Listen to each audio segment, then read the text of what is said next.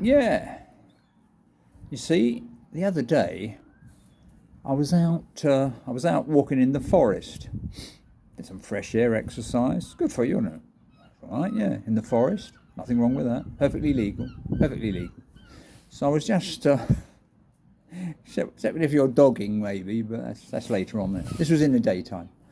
So I was in the forest just having a walk, and all of a sudden I needed the toilet. I got caught short.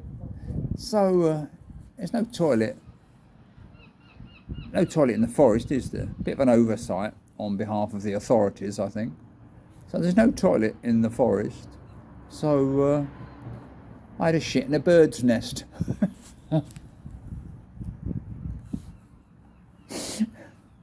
and then I stepped back a bit, stepped off away, and then I waited for the bird to come back again.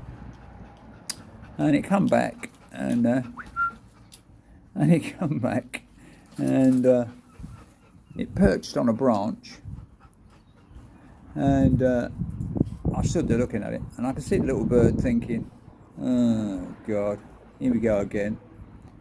Last year, it was a big, fat, hairy cuckoo in my nest. This year, it's even worse. It's a great big, fat, hairy turd.